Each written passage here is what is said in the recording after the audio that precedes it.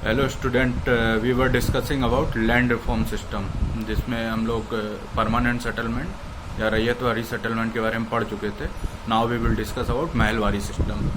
तो इसको पढ़ने से पहले हम लोग एक बार रिवाइज कर लेते हैं। तो परमानेंट सेटलमेंट, जिसको स्थायी बंदोबस्त भी कहते थे, इसको 1793 में लॉर्ड कॉर्नवालिस के द्वारा इंट्रोड्यूस किया गया था। इसका जो क्षेत्र था वो बंगाल, बिहार, उड़ीसा तथा बनारस डिवीजन तक था। यह ब्रिटिश इंडिया के 19% क्षेत्र को कवर करता था।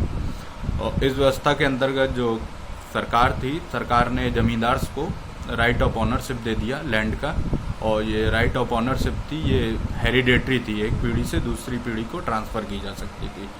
और इसमें कंपनी ने जो रेवेन्यू था वो फिक्स कर दिया था, जिसके अंतर्गत 10/11 जमींदार को कंपनी को राजस्व देना पड़ता था तथा 1/11 वो अपने पास रखते थे। और बाय द इवनिंग अगर जो भी ड्यू रेवेन्यू रहता था वो जमींदार को कंपनी को पे करना पड़ता था, अदरवाइज उनकी ऑनरशिप चली जाती थी। इसलिए इसको सनसेट लॉ भी कहते हैं। तो ये आपका परमानेंट सेटलमेंट था।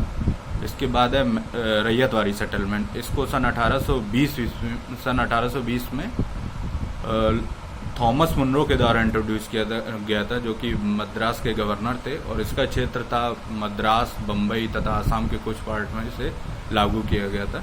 यह ब्रिटिश इंडिया के 51% क्षेत्र को कवर करता था।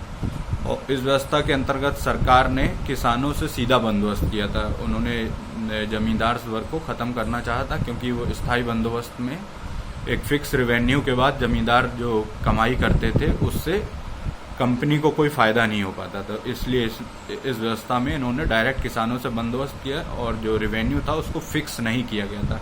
जो और राइट ऑफ ऑनरशिप थी वो इसमें पीजेंट्स को दी गई, किसानों को भूमि का स्वामी बना दिया गया था। तो ये आपका रैयतवारी सेटलमेंट था।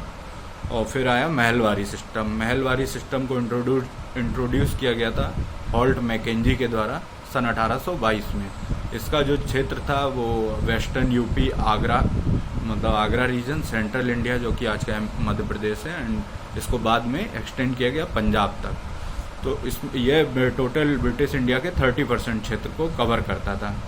इस व्यवस्था के अंतर्गत इन्होंने मतलब कई सारे गांवों को मिला के एक महल बनाया, जिसको मतलब कई सारे गांवों के ग्रुप को महल बोलते थे।